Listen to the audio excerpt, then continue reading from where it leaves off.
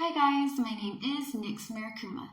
I am the owner of Marikuma Healing, and today we are learning about our clairsenses and clairvoyancy, okay? We are also going to learn different types of divination and how to go about it. I am reading from, y'all forgive me, I may sound a little bit southern at the end of it.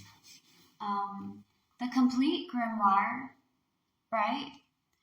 Magical Practices and Spells to Awakening Your Inner Witch by the lovely Linda Paradise. We're going to read from here. So, without further ado, let's get this party started. We're going to learn about clairsenses and also we're going to go into details about clairvoyancy, okay? Alright, the clairsenses are psychic senses that allows us to feel or predict something. They are strongly related to our intuition and gut feelings.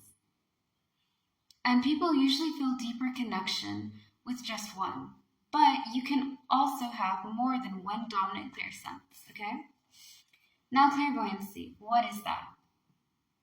And how do you go about it? We are going to learn right here and right now. Clairvoyancy, clear seeing.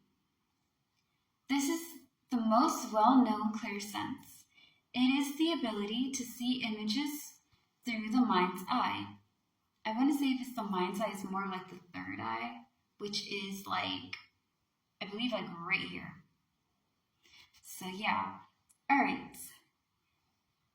These extrasensory visions can take the form of mental images, symbols, and colors, and more. Clairvoyants are able to see auras, spirits, fairies, and other types of energy.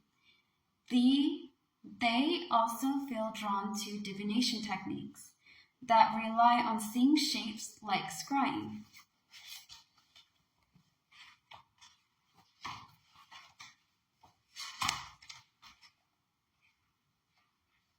Okay. Oh, there it is. Scrying.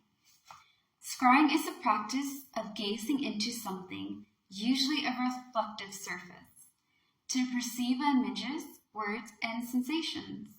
You open your inner psychic eye to see beyond mundane reflections. Eventually, visions will appear floating between your thoughts. So when they say reflective, they mean like mirrors and surfaces that you can see reflection off of, okay? And psychic eye, again, the third eye. So when it comes to like mundane reflections and seeing past that, you're seeing past what you would see with these two eyes, okay? You're seeing beyond it.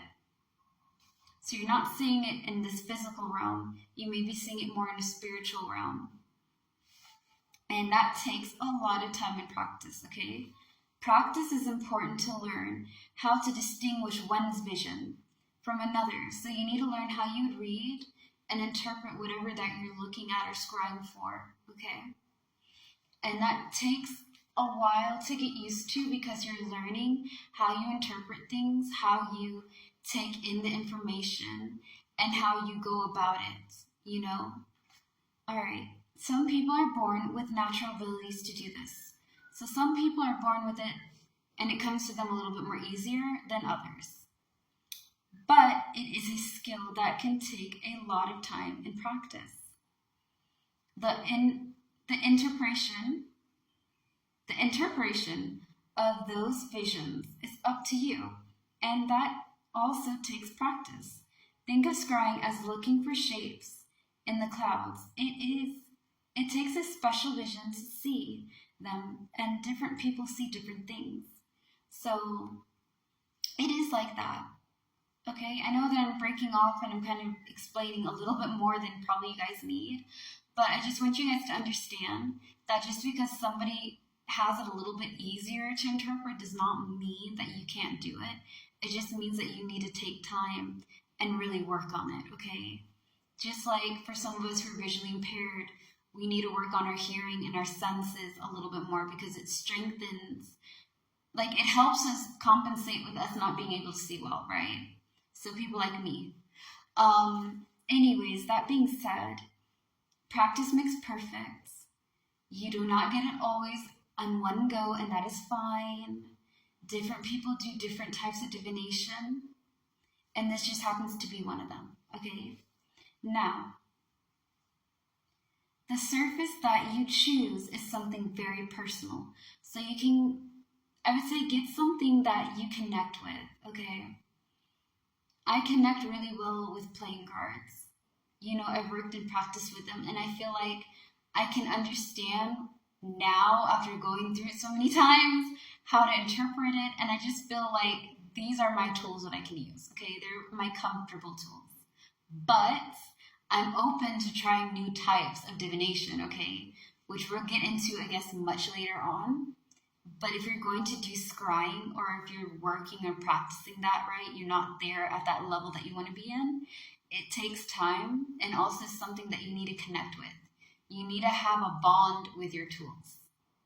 In a way, like you have to build a relationship because you're using them often. So it needs to be something that's personal and special for you to use, right? And that may take some time because it takes a while to figure out what you're comfortable reading off of and what makes it easy for you to do your thing. And just if you're comfortable with maybe mirrors or, you know, dark surfaces or fire or water or whatever, okay? It could be even crystal balls. It takes time. Now, the surface that you choose is something very personal. Some of the most common ones are mirrors and polished crystals, like crystal balls. But, forgive me, I'm going to butcher the Jesus out of this. Abakwe crystals work too, especially if they distorted their lights. You can also incorporate nature in this ritual by trying water or fire scrying. So let's get into it. Water does have a reflective surface, okay? And some people use like, if I can remember correctly, I believe they use like a bowl that's just full of water, okay? I don't know if it has to be like a solid colored bowl or it can be whatever, but you have to make sure that you can see a reflection in the water surface, okay? And you can be able to try to scry or see whatever that you're trying to get at. So if you have a question about this or you want to know about that, it should be able to show you the answers through the reflection of the water. Now, when it comes to fire, you're reading the flames, okay? You're reading the images that the flames are giving you. So it would be like, it'd be something kind of like this. Okay, maybe not exactly, but close to that. And again, it takes time, okay? It took me a little bit, like some months, to try to get down reading cards and being able to understand what the universe is trying to tell me, right? And for you guys, if you're doing this or if you want to try, just make sure that you go about it slow, okay? Start off slow and then see how you can get to it. You do not have to get it right off the time. You're learning how you interpret the image or the visions or whatever the higher power is giving you. You also don't have to go to different gods and goddesses to get this ability, okay? You can be a Christian and still be able to do all these things, okay?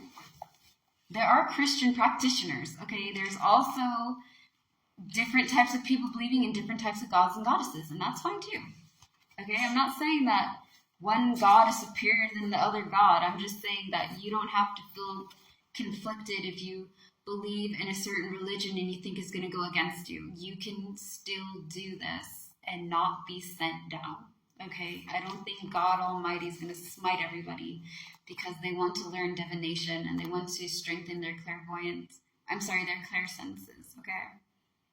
I just don't think that's what he does every day. But who am I, right? Do what you feel comfortable with and learn what you're okay with learning. Take it slow.